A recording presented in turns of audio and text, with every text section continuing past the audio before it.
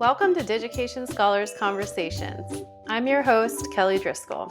In this episode, you'll hear part 2 of my conversation with Paul Hanstedt from Washington and Lee University. More links and information about today's conversation can be found on Digication's Twitter, Facebook, and Instagram. Full episodes of Digication Scholars Conversations can be found on YouTube or your favorite podcast app.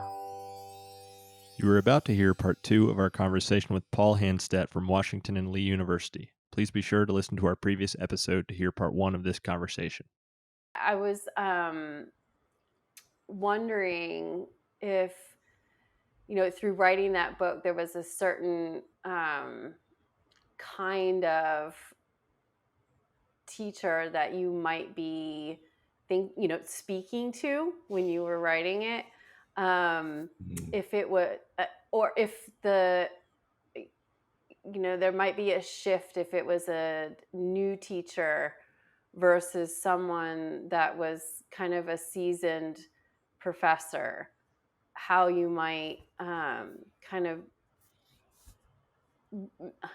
guess it would be kind of reigniting with the seasoned professor, and maybe lending solid advice for those that are new. Yeah. I mean, so a couple interesting things. One, there's a Jessica Tinklenberg, who's at Claremont McKenna, runs the Center for Teaching and Learning there. After she read the book, and they had a book club on her campus, and her husband, Jeremy Sneeder, as well, or her partner, they reached out and said, creating wicked students is great, but we need to talk about creating wicked professors and wicked institutions, right? So there's what the professor can do in the classroom, there's what we can do for the students, but then there's what can we do to make sure that the professor doing that for the students is getting the support that they need. So I think that's a really interesting question, and we're thinking about. But yeah, I don't know if you're tapping into this or if you've heard me talk about this before, but I will this is a confession, but I think it's probably anyone who's heard me talk probably has heard me say this. When I'm writing, I write to I write to the curmudgeon. And it gets me in trouble sometimes, but I write to the grumpiest person in the room who's like, what is this crap? I can't believe you're making me read this. I can't believe you're making me come to this workshop. I've been teaching for 25 years and my students do great work, and I'm not going to, this is,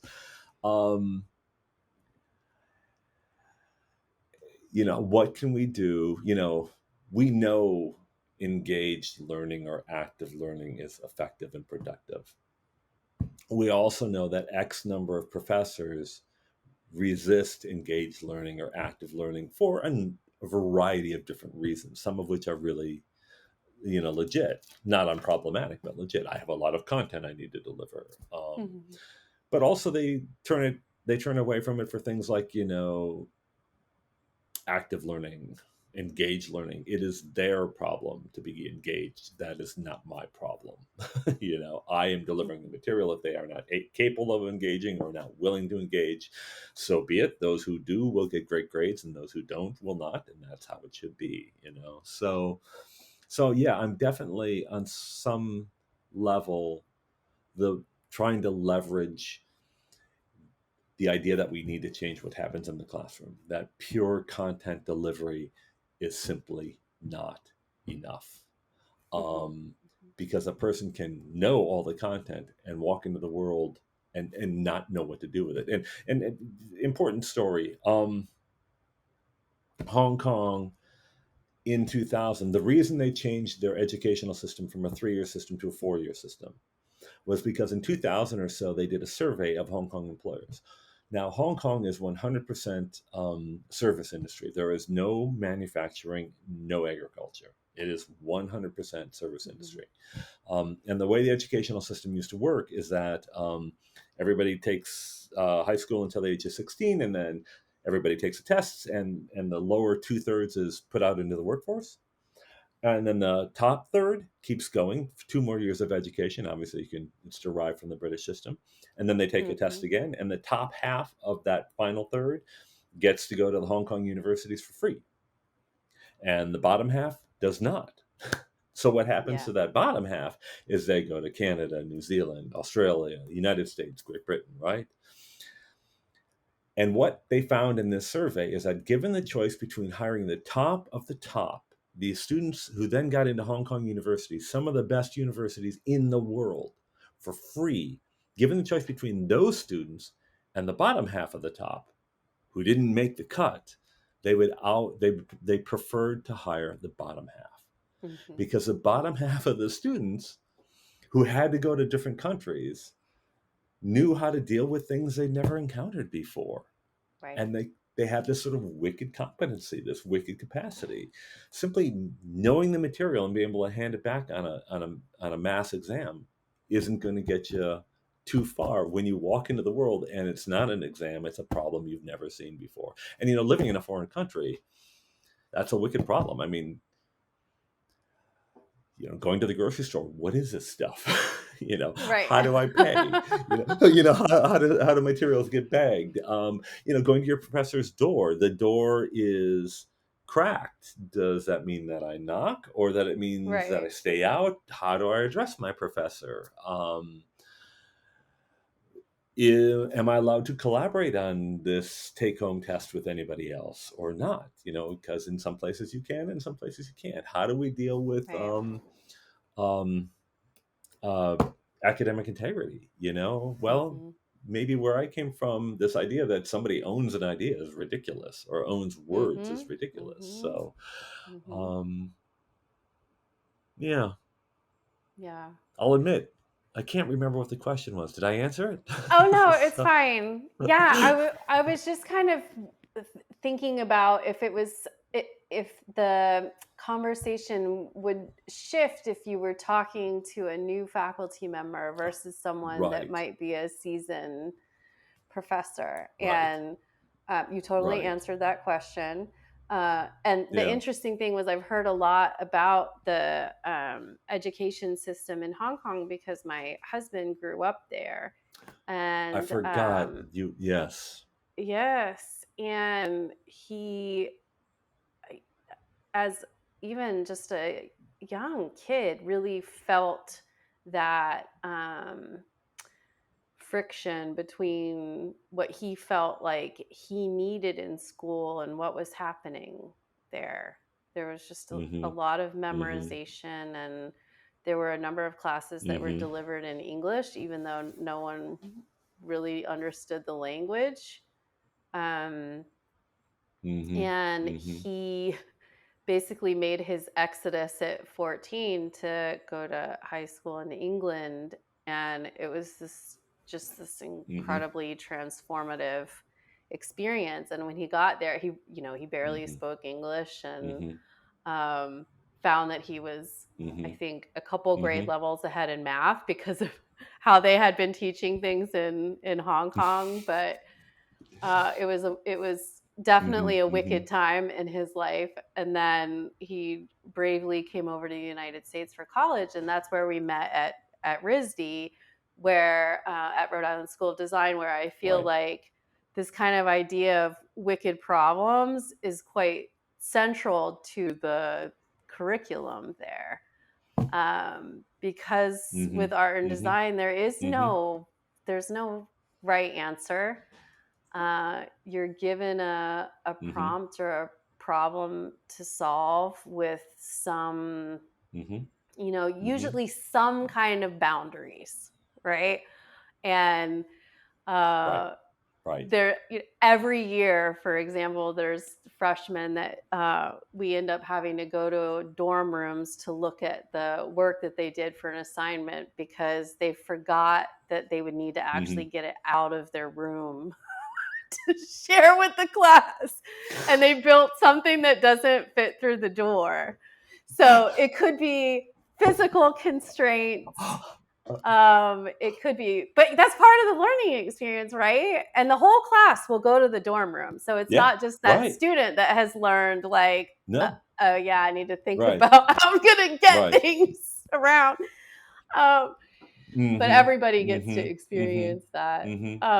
So there could be material constraints, definitely financial Right. constraints. You're a poor college student, you Yep. can't go and get the top of the Hmm. line materials. So we have all of these different constraints. There could be physical constraints, like having something that was too big to move. There could be Hmm. material kinds of constraints. Like maybe the limitation is that you have Hmm. to, for example, build this boat out of cardboard and have Mm. a race Hmm. Hmm. Hmm. Hmm. and see who wins, who sinks, who floats, who can actually steer the Yeah. boat. Yeah. Um, Yeah. and or it could be financial constraints. It could be that Right. even within the same class, you might not be able to get your hands on the same materials as someone else. Hmm. So Hmm. Hmm.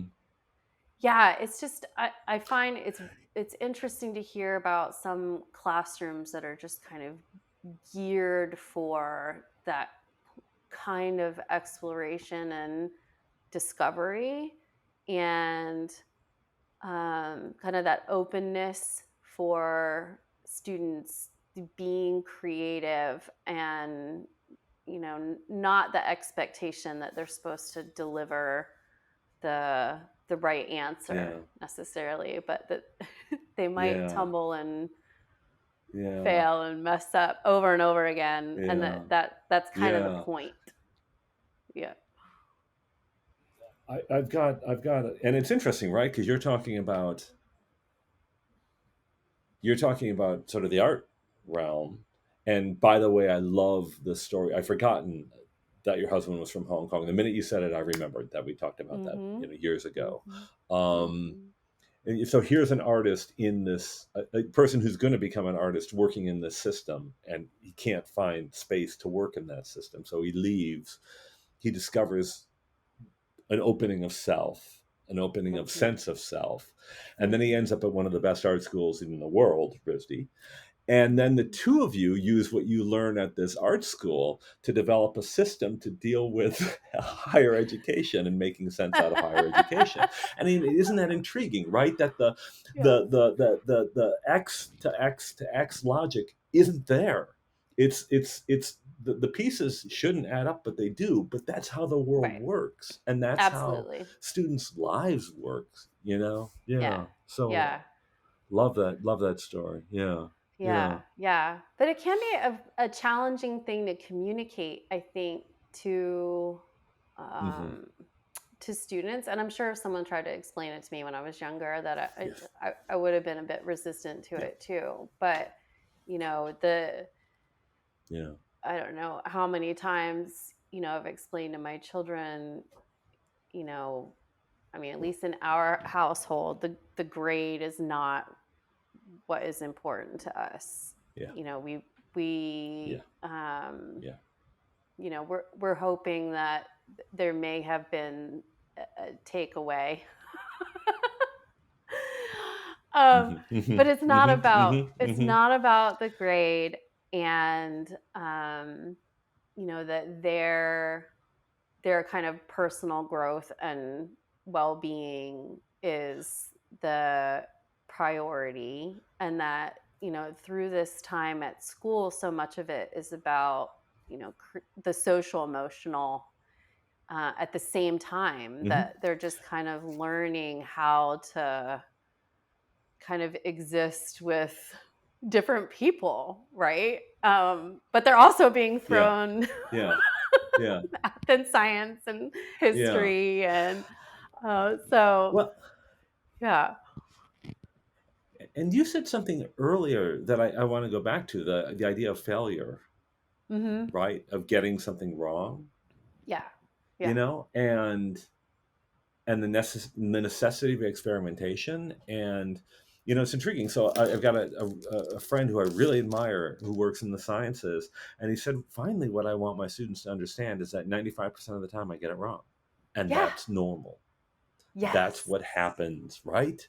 and Yes. and but part of the but then I think, okay, but how many classes are set up in such a way, through the grading structure, through what actually occurs in the class. Is it just content delivery through what kinds of projects they have them do? They're set up to not give that message. And so the professor can be up there saying, 95% of the times you get it wrong. Getting it wrong is part of learning, and you need to know, but everything But else in get the it class right if you want contradicts to that. get And it experience is right. going to be words every time. Yeah, right. Yeah. Get it right, because if you want to get a good grade in this class and you want to get into med school, Right. Yeah. I, Kim Filer, a mutual friend of ours, has I think you know her at least, Yeah, I has an do. acquaintance who Absolutely. works for an engineering firm who finally realized that she worked in HR for the engineering firm and finally realized she had to stop hiring the 4.0 engineers because the 4.0 engineers sucked when they couldn't at anything that was going to require some risk and experimentation. Yeah. So, I mean, I'm probably Yeah. oversimplifying that story a little bit, but Well, I understand what you're saying, though, Paul. It's okay. yeah. So as I was kind of getting ready to chat with you today, I stumbled upon a resource called the Recess Revolution. And it seems to be this kind of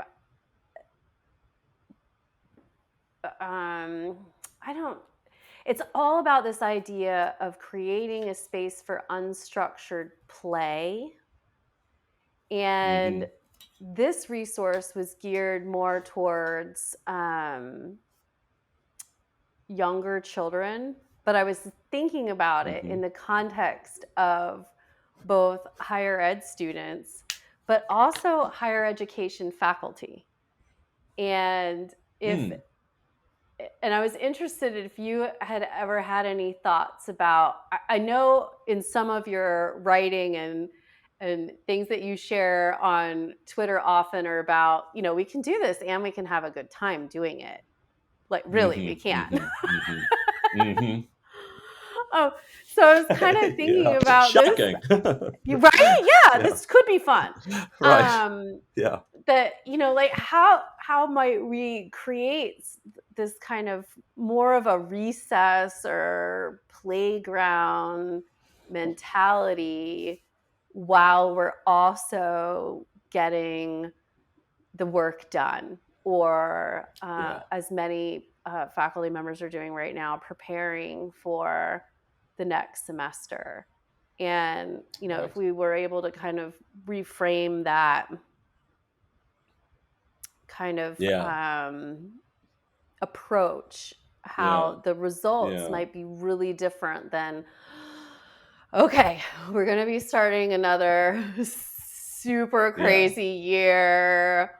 I don't know if it's, are we going to be meeting in person the whole semester? Should I prepare to do both again? Like all of these things to think about before we even get into, what do I need to update with the content? Which book are we going to be using? All kinds of things. So I was just curious if in your thinking about kind of this more, I don't know if you describe it as lighthearted or playful, but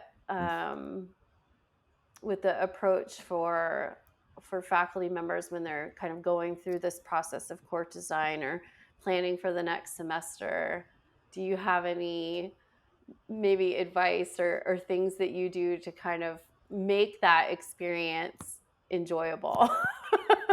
No. I mean, I'm so glad you asked that. That's so important, especially right now. I mean, it's interesting because when you said, as we get ready for the next, and I knew you were going to say semester, but the word that popped into my head was century, because every semester feels like it's 100 years long, and like we're carrying all this weight, and it's been hard. I mean, it's interesting, right? Because the earlier conversation we were having about finding pleasure and finding excitement, we love, I mean, scholars, academics, we love our work. We love the job. We love our research. I mean, Mm-hmm. when I sit down and I read a Victorian novel, and that's my area, my PhD, I haven't done much with it in 20 years, but still, when I sit down and I read a novel, it's joy, and it's not Yes. joy just because a story is being told to me, but it's joy because I'm doing the critical thinking thing that I take so much pleasure in, which is looking at the things that don't quite make sense and trying to reconcile them, right? Yeah. Yeah. And so I think part of the key to bringing that in the classroom, and forgive me if this sounds a little obvious, is to just to go to the to go inside to the that seed, the germ, that where the pleasure exists, the thing that causes you to have joy in your field. Mm-hmm. Kathy Takayama, who I forget where she is now. She was at Brown, then at Maryland, and I can't Yes, remember she now, was maybe at Lafayette or something Brown. like that. Yeah, yeah. She's biologist, and she says, we know as scholars that um, the rich, fertile ground is in the liminal spaces, the places where there are contradictions or things that don't make sense. And that's what we Yeah. dive into with our research, trying to make sense out Mm-hmm. of this. She also Mm-hmm. says, and we know that our students are also in liminal spaces. They're either 18 to 22 and they're neither children nor fully adults, or they're, 37 years old and returning to university, and they're Yeah. obviously in a transition because they're trying to get something else and move to a different level. Um, Yet what we do with so much of our education is put them to say to them, give me the yes or no answer, rather than Mm-hmm. say to them, let's explore the fertile ground, the fertile territory. So, one piece Yeah. of advice that I've been giving for years, and I'm not the only person who does this. In fact, I'm sure I learned it from somebody else. Um, on the first day of class, rather than walking in and handing the syllabus out and going through the rules, and I swear, I mean, my syllabus used to have a whole page that listed all the ways you can fail my class. Brilliant, Paul. Way to reinforce risk taking and the kinds of things that lead to curiosity and things that lead to lifelong learning. I Yeah. mean, what I'll do now, I teach a lot of courses that deal with poetry and deal with art. So sometimes I'll walk in and Mm. put a painting by JMW Turner up on the screen, right? And I'll say, tell me what this means. Write Mm-hmm. for 5 minutes. And then tell me how you know what it means. Is this pro technology or anti technology? And those are the questions and the problems that are wonderful and rich to explore. And you're setting the tone right away. And of course, you can do Right. that in any class. I think Yeah. Yeah. I like to think about beautiful problems, and that comes from, I hear that from mathematicians, Mm-hmm. right? Years ago, I was at Weber State, and I encountered an education professor who worked with dance and with mathematics. And he said, Mm-hmm. with art, we play a beautiful song for our students or show them a beautiful dance and say, isn't that gorgeous? Let me show you how to get there. With Mm-hmm. mathematics, we say, here's some crap you need to learn. So what can we do? Right? And then there's no why, and there's no play, and there's no joy. What can we do to bring the beautiful problem into the class on day one? But Mm-hmm. then other things we can do, like, for instance, thinking about a mathematical problem or thinking about a physics problem. Oftentimes when you talk to mathematics or science professors, I've got a very good friend, collaborator, Stacy Vargas, at Virginia Military Institute, who I work with a lot. And she talks about how her students will memorize the formula, but then when it translates into a different form, from formula to graph or vice versa, they can't seem to do it. So what can we do to move them away from algorithms? So what happens if on a given day, an accounting student or a marketing student or a physics student is given a problem, and this is your day to day, Kelly, and your job is to come in, and everybody's encountered the problem, but your job is to not give us the answer, the one way to solve this problem, but to give us three ways to solve this Mm-hmm. problem. Mm-hmm. So it's ideation, right? Design theory, Mm-hmm. design thinking. Mm-hmm. And then it becomes a different conversation, not about here's the answer, but here's play. Here's Mm-hmm. evaluation. Here are multiple Yeah. paths. Which Yeah. one should we take? Which one's most efficient? Does one of them lead to insights and outcomes that we wouldn't get otherwise? What is our goal here? So, Mm-hmm. how do we, rather than with the Christina Rossetti poem saying to students, what does this poem mean? Why not say, what are the various things this poem could mean? Mm-hmm. And then let's talk about which one is better or more legitimate or more impactful or more tied to the period. Right. It's that pursuit. I do think I I think this sense of the need to deliver the content is kind of an impediment. I know content Mm-hmm. matters, but if that's all we're doing, learning, I'm not sure true learning is there. Content Mm-hmm. memorization and learning are not the same thing. James Zoll says there's data and there's knowledge. And data input only becomes knowledge when you process it, Mm-hmm. when you use it, when you apply it, when you connect it to other data and make meaning out of it. Mm-hmm. Mm-hmm. And again, that's where we're looking at. And I know you didn't bring me on here to pitch e-portfolios, but I Oh. will, because that's what's happening with an e-portfolio. There's all these different pieces. I mean, my colleague Rich Grant, who's a physicist at Roanoke College, he's now actually the acting dean, which is awesome. He talks about how students come to college with a box full of puzzle pieces, right? Yeah. Some of them are given to them by their grandparents, by their parents, by their church, by their friends, by their experiences. And what they want on some level is to make sense out of them, to create a picture. And then they get to college, and what do? We just dump more puzzle pieces into the Give them box. some more And pieces. the mind wants to make meaning. Yeah, here you go.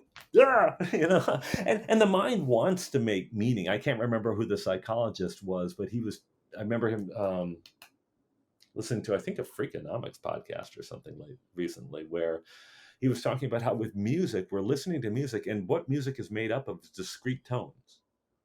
But what makes music powerful is that when we hear the tones and the tones in sequence, we're anticipating the next tones and where they're going to go. And it's the same thing with our learning. If it's discrete, isolated information, data, there's not a lot of joy in that. Yeah. For most people. For some people, maybe, but Right. and so Well, I think it's how do we because make? I think for some people it's that the data is what gives them the opportunity for that pursuit that you were talking about. Yes, yeah, absolutely. Yeah. Some Yeah, they people are look at that and they wired for go, "This that. data Like, oh, doesn't I've make got all sense." this So, stuff. yeah, yeah, yeah, Yay! yeah, yeah. Yeah, right. And this is not for me a rip on data, and I'm not even talking about numeric data or qualitative data. I'm talking about data as discrete information that hasn't been put into Yes, yes, yes, meaningfulness. And that's finally what data people do is they look at the data and they yeah. go, well, what can we do here? Mm-hmm. What's the old line Mm-hmm. from the movie Airplane? What can you make of this? Well, I can make a Yeah. hat. I can make a brooch. I can make a pterodactyl. So sorry. It's been a long summer. I'm doing a lot of tangents. Sorry. No, Yeah. I appreciate it. But see, you just made a connection there. It's important. Yeah, right. There you go. Yeah. So Yeah, yeah. Oh, well, Paul, thank you so much for joining me in this conversation today. It was really wonderful to reconnect with you and have some time to talk about wicked students and wicked schools and ways we can start to kind of bring joy back into the experience after this incredible, life-changing, altering time that we have all had. yeah. And I look forward to continuing to enjoy some of your hilarity on Twitter and upcoming publications that you might have. Well, thank you. And thank you for the opportunity to talk about these things that we both love and care about so much, and for your patience sometimes with my perhaps slightly bizarre tangents. I don't know, So, but thank you. I've enjoyed the conversation a great deal. Good, good. Take care. Take care, you too. Digication Scholars Conversations is brought to you by Digication, a technology platform powering the most innovative e-portfolio programs in K-12 and higher education. Our website can be found at digication.com. This episode was produced by Drew Albanesius. If you enjoyed today's conversation, please like, subscribe, and share with a friend. Thanks for watching.